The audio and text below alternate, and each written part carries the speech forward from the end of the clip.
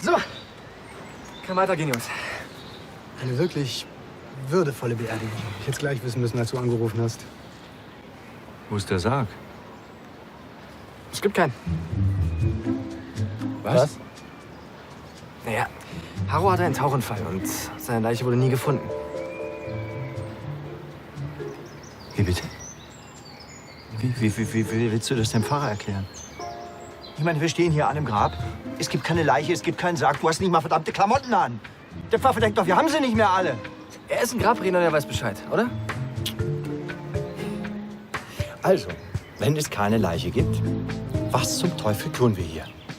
Und symbolisch von unserem Vater verabschieden. Und ich dachte, wir setzen was bei, was er wirklich geliebt hat.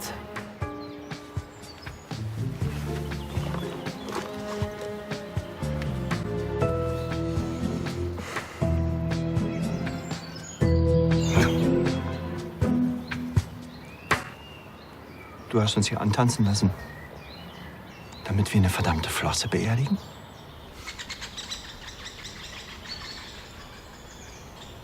Ich beerdige keine Flosse. Können wir dann anfangen? Ja, einen Moment bitte noch. Die Angehörigen sind sich gleich einig. Ich habe aber noch eine Taufe. Ja, da hört ihr es doch. Wollt ihr dafür verantwortlich sein, wenn so ein kleiner Mensch seine Einsegnung verpasst oder was? Können wir bitte mit der Beerdigung anfangen? Einen Augenblick bitte. Solange nicht geklärt ist, wer für diese Grabstätte aufkommt, wird hier niemand beerdigt. Beziehungsweise nichts. Du erwartest also, dass wir für diesen ganzen Zirkus auch noch bezahlen? Ich schlage vor, wir teilen uns das alles einfach brüderlich, okay? Jeder wie er kann. Lass mich raten. Du kannst gerade nicht? Weißt du was? Von mir bekommst du keinen Cent. Ich bin auch raus. Komm, Charlie, wir gehen. Frank, jetzt warte mal. Frank! Hey! Ich verstehe ja, was du meinst. Natürlich ist dein kleiner Bruder ein bisschen chaotisch. Aber ich habe den Eindruck, dass er sehr an eurem Vater gehangen hat. Und auch wenn du dich mit Harro nicht verstanden hast, komm, spring über deinen Schatten. Für Tim.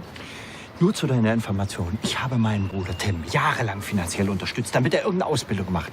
Touristik, Surflehrer, was weiß ich. Und weißt du, was er mit dem Geld gemacht hat? Keine Ausbildung, nehme ich an? Er hat's rausgeschmissen an irgendeinem Strand für Scheißdope, zusammen mit meinem Vater. Gott hab seine Flosse selig.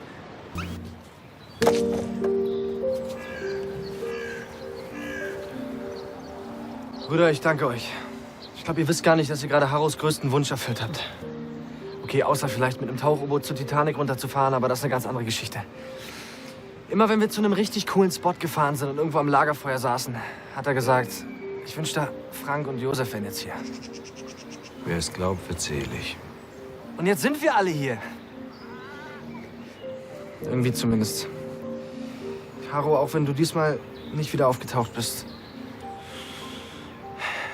Ich weiß, irgendwie lebst du weiter. In uns. Tim, bitte.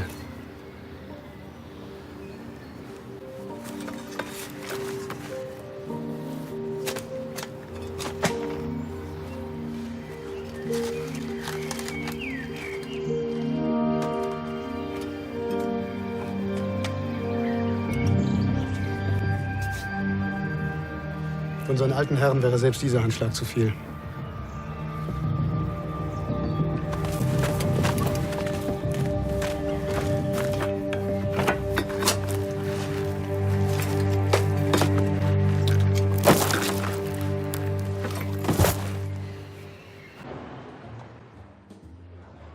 Ja, auf euren Vater.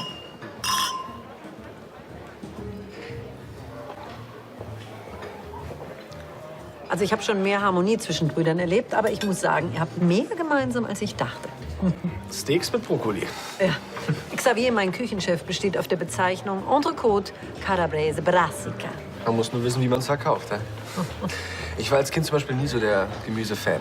Harro hat mir immer versucht zu verkaufen, dass Brokkoli Knödel sind, die man irgendwie mit Brausepulver gefärbt hat. Mir auch. Lasst es euch schmecken. Danke. Danke.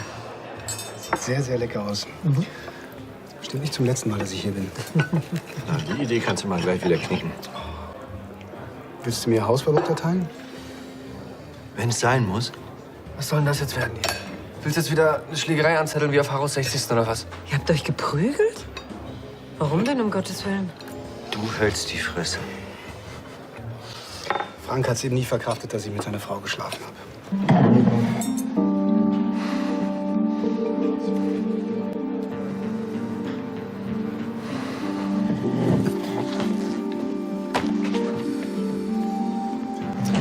Guten Appetit.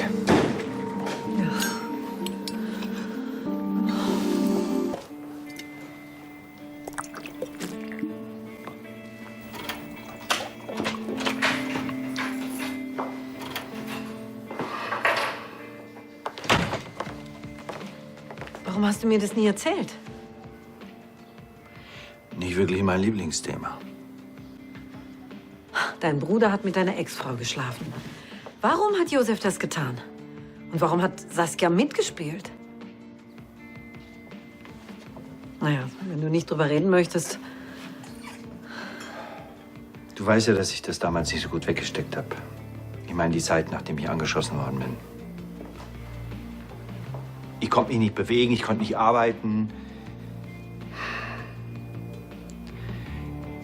Ich habe einfach dicht gemacht. Ich habe keinen an mich rangelassen. Und meine Frau erst recht nicht. Und das hat Jo ausgenutzt. Bis dahin bin ich eigentlich irgendwie mit ihm klargekommen. Und ich habe ihn auch noch darum gebeten, sich um Saskia zu kümmern. Mir war allerdings nicht klar, wie ernst er das nehmen würde. Komm, mach euch auf. Ich brauche gerade eh keine Therapiestunde.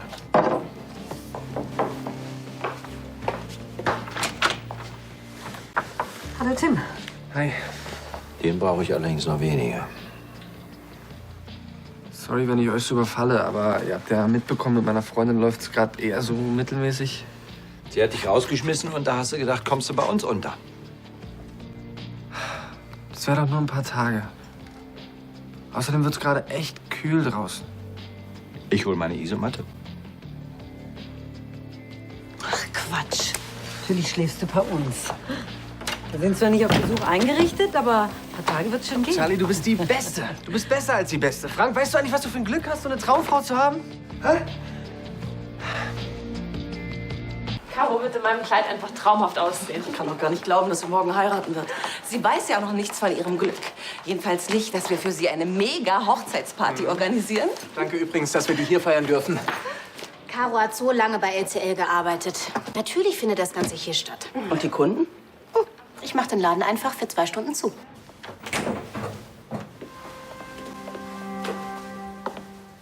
Was ist los? Ich habe nachgedacht. Seid ihr euch sicher, dass Caro das so will? Eigentlich organisiert sie doch am liebsten alles selbst. Natürlich. Sie liebt Tore. Und was gibt es Geileres als eine Hochzeitsparty, um die man sich nicht kümmern muss? Ich will eine richtige Hochzeit, keine Holter-die-Polter-Aktion. Und ich will auch nicht in Giselles Kleid heiraten oder zu Vaschantis Hippie-Musik. Alles ganz groovy und heavy.